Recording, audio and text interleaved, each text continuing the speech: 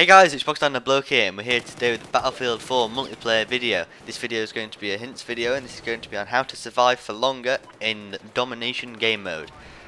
In Domination, you start off with a smaller map than what you normally would for the other game modes. You have 3 objectives on this map, in which you have to capture and hold for as long as possible, without letting the enemies get them. If you hold them for as long as you can, the enemies will start to lose tickets, and if you hold them for long enough, you will win the match. So here are some things that I think would help you playing Battlefield 4 multiplayer domination.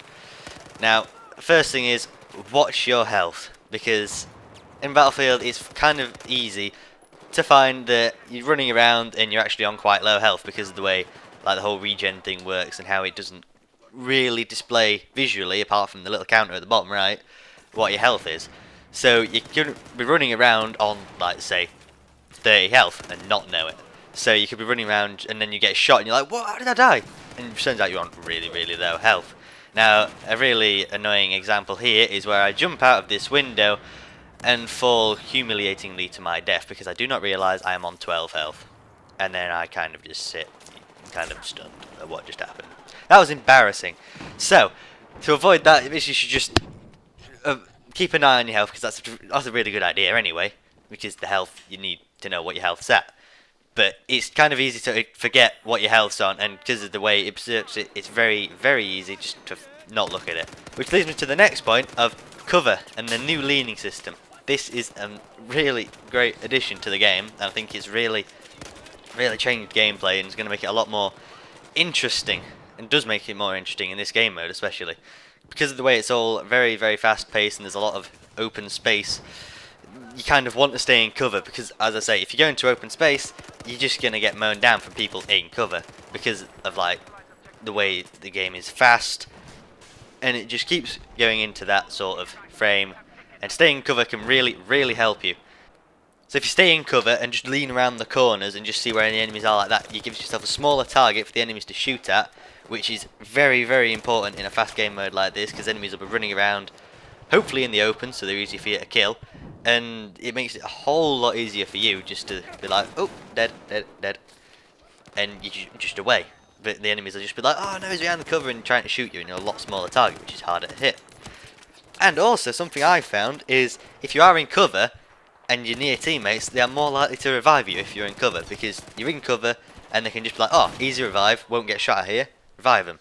But if you're in the open, someone's less likely to go out, run and get you, because they're more likely to die, and they'll be like, oh, screw that, I don't want to die. Because, you know, everyone's selfish. Okay, that's a bit harsh, not everyone's selfish. Some people are selfish. It is a team-based game, they should come revive you, but we'll gloss over that, Now, another thing, the map. The map is so important in this game, and it's important in all first-person shooters, really. If you look at the map, it gives off so much information. It's unbelievable. It's like, you just look at that, and if someone's shooting without silence, you can see where they are. It's brilliant, and you can see where people are tagged as well.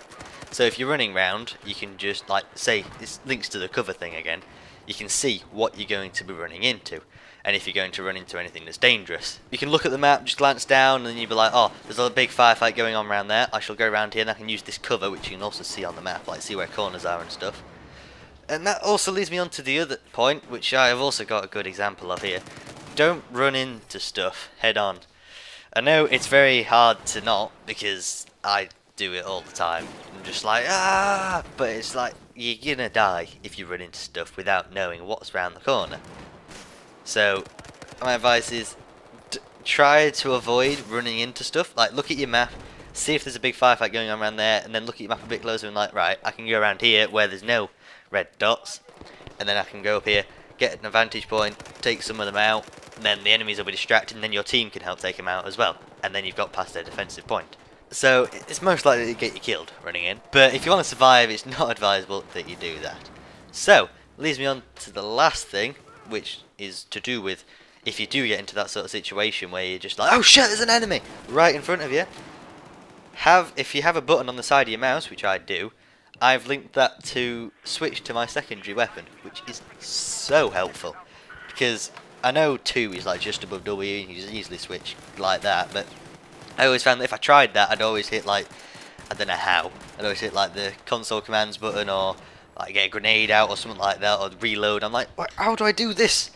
So I find it easy to have like a button that you can't miss, or is very easy to get to. So like, I don't know, say you could remap a button like, I don't know, E to somewhere else, and then use that for your secondary weapon, because that's very easy to get to, and I don't often miss E.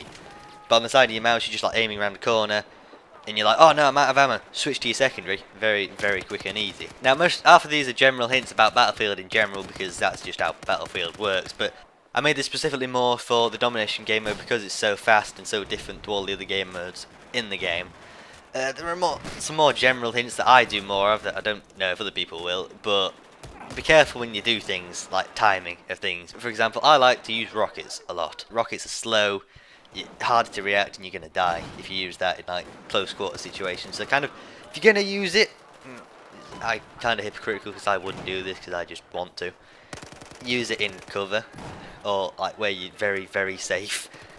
Anyway, that has been my advice on the Domination game mode. I hope you enjoyed this, and hope it helps you guys as well, because this is mainly a video on how to improve this, and I hope it goes well for you. Let me know by commenting, saying like if it's improved, if it's helped at all, if it hasn't, if you want to see anything else, like a hints video on another game mode or any weapons or something. I will be bringing out videos on other weapons, I think, and maybe the maps and other things to do with the Battlefield 4 multiplayer, which I really, really enjoy massively. Because it's just fun, and it's an amazing game, and there's a lot of things in it. But yeah, and there's a lot of weapons that I think should be really, really massively avoided because they suck massive melons. But yes, anyway, hope you enjoyed the video. Like if you did, subscribe to see more. I will be bringing out more Battlefield 4 multiplayer soon, I hope, probably. But yeah, let me know in comments if you want to see anything. Like, yeah, I've already said all that stuff, so bye.